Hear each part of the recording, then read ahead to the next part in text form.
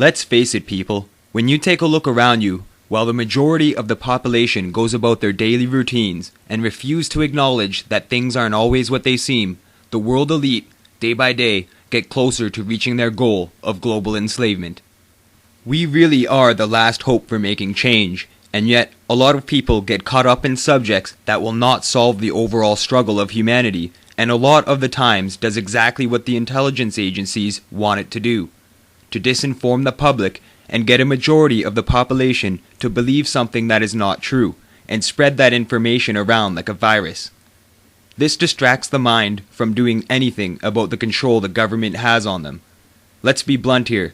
It is extremely hard to believe anything a Freemason or a politician says when the system it belongs to is called governmental, or mind control, and the place where decisions are made, Parliament, or to speak and deceive. We need to stop focusing on the common distractions of the mind and start putting all of that time and effort into working on the solution to the problems that face the human race today. What we do in life echoes for eternity, so it's time to change the course that our future history is taking, and only we can do it together. Now, I'm not doing this to instill fear into you, but the reason I wanted you to look at the person on your right and the person on your left and then yourself is because one or all of you may be under this total mind control and not even know it. But I'm not saying this to instill fear into you, but I'm trying to motivate you out of your complacency. Because after I found out about this horrendous mind control, which is being carried out on such a grand scale, that my life became insignificant compared to the suffering of the millions of victims. Now, this has been a great conference. There's been a lot of great speakers. But if I was to sum up this conference, I would sum it up as saying mind control and disinformation. What do I mean by disinformation? Today, people don't understand what disinformation is. One needs to go and study, which I have done, how these intelligence agencies that disseminate disinformation, how they operate, and what kind of disinformation they put out.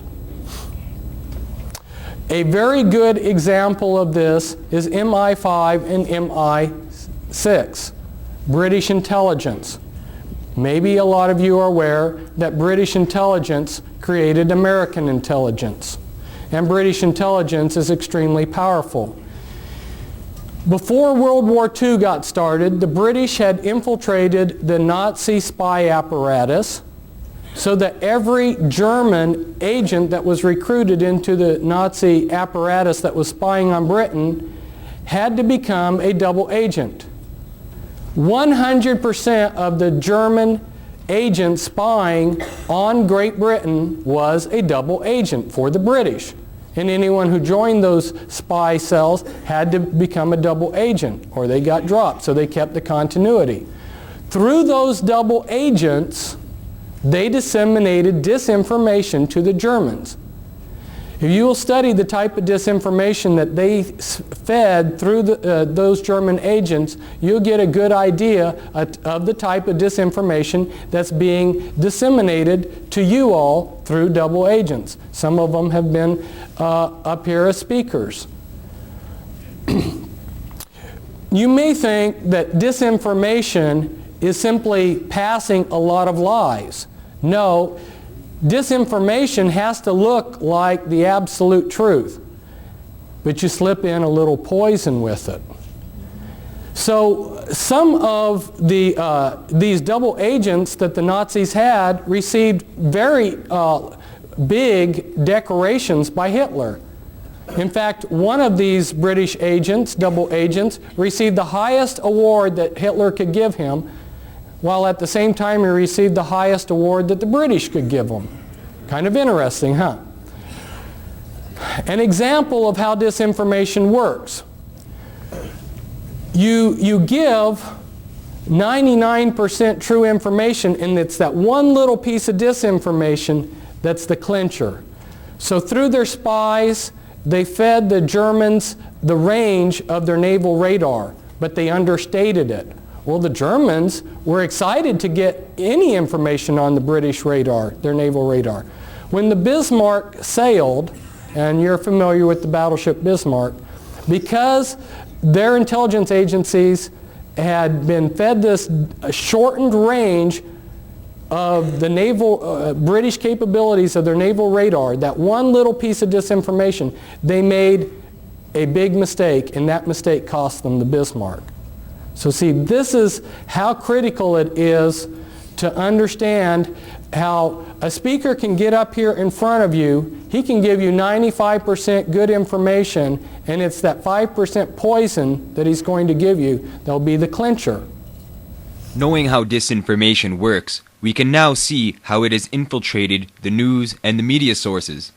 Many people believe everything they hear and see, and yet still many people fear the power and control the government has over them, and often this causes panic and anxiety on a subconscious level. The mind becomes recluse, and the fear and/or disinformation is allowed to sink in. This is why many are afraid to confront world issues and maintain a life of addiction of habits. On a psychological level, the entire planet is nearly, for lack of better words, scared shitless. This in turn affects each new child born into the world, even during the time it is in utero. After the baby is born, it is raised in a prison-like world, learning from its surroundings and eventually becoming another valuable stock on a livestock market. If we lived in a world of peace without war and suffering, our attitudes and development as a species would flourish, and the true meanings of life could be discovered. If you ask any psychologists how to overcome a fear, they will tell you directly that the only way to overcome fear is by facing it directly. Living as a North American, one of the biggest fears looming over the people is the New World Order. So then, if the only way to overcome fear is by looking it directly in the face, let's take a further look into the New World Order. Although it was announced in 1991 by George Bush Sr., the plan for a New World Order has been around far much longer. Even Hitler was trying to accomplish this, and it is to my belief that after the Nuremberg trials, where Nazi members and scientists were awarded positions in United States power, it was all part of the master plan. It's commonly known that during World War II, Hitler was searching for Atlantis, and he was also destroying major artifacts in the countries he was raiding to try to erase their history and culture. Just look up the secret history of art theft during World War II. These actions are extremely similar to the ones that have happened throughout history, involving the Spanish Catholics and the Freemasons. However, the idea for a New World Order dates back longer than even Hitler.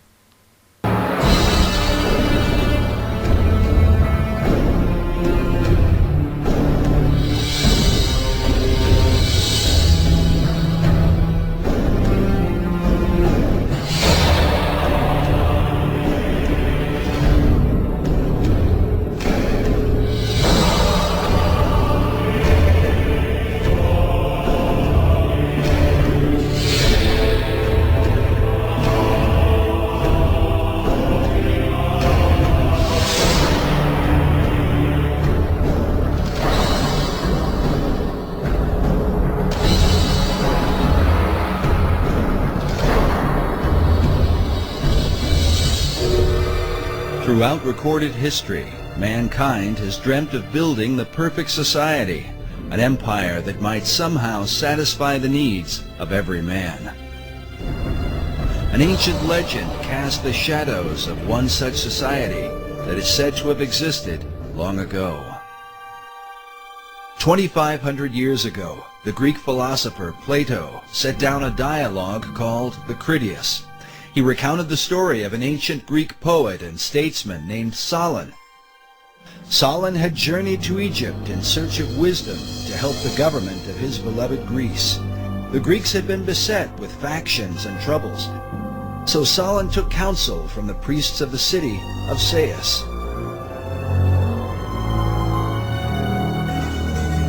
An old priest told him, "O Solon, Solon, you Greeks are never anything but children. There is no old opinion handed down among you, nor any science that is white with age. The old priest then proceeded to tell him the story of the lost city of Atlantis. In the centuries that would follow, scholars and researchers have debated whether Plato's Atlantis was intended to be an account of real history or simply an allegorical myth.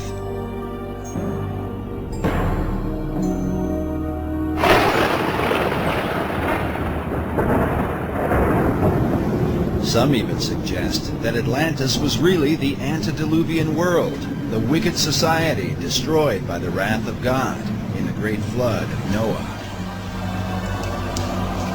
In the 20th century, Plato's account was further supported by Masonic philosopher Manly P. Hall. Hall claimed that Atlantis had once been a vast and mighty empire that extended to the whole world, a philosophic commonwealth of nations that one day was destined to be rebuilt. But who would rebuild it? And exactly who was Manly P. Hall?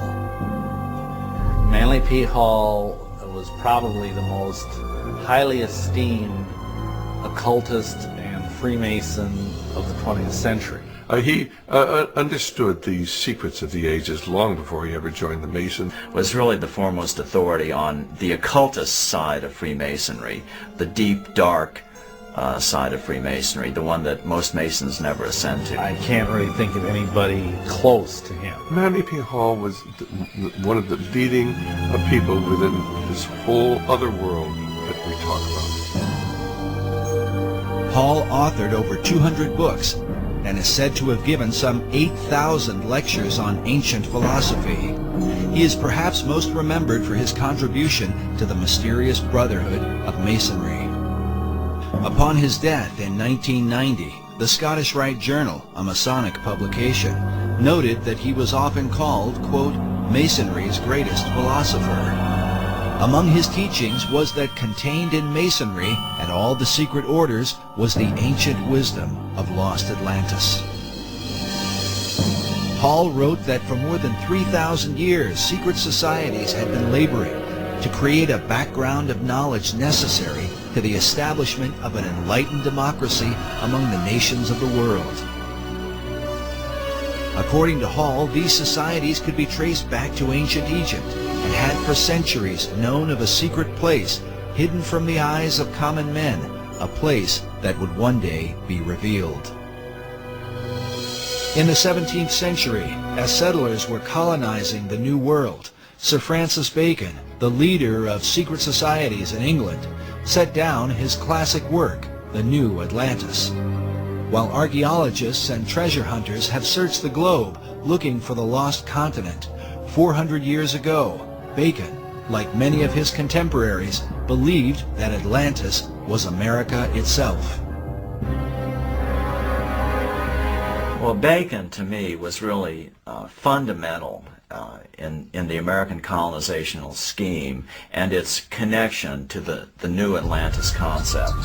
He was trying to lay a foundation for what could be accomplished in the New World. While the Atlantis of Plato was a mighty empire known for the philosophy of its kings, Bacon would write of a nation governed by scientific achievement, filled with marvels and wonders never before seen. Bacon was talking about this new nation, talking about submarines, talking about unimaginable weapons of war, talking about flying machines and tall buildings. How did he come into possession of this knowledge?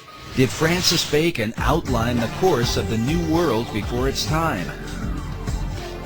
And if so, by what power was he inspired to do so? While there are no states or cities that bear his name, his mysterious influence has compelled some to call him the real and true founder of America. His founding of America was really through other people who were following his work, following the program he'd laid out. Bacon was the head of Freemasonry and Rosicrucianism. He had a huge influence through being the chief of the Rosicrucian fraternity at the time. He had a huge influence on the birth of modern Freemasonry. And many of those Rosicrucians actually went into Freemasonry at that time to lift it up to its new level. And Freemasonry has a major influence on the founding of America.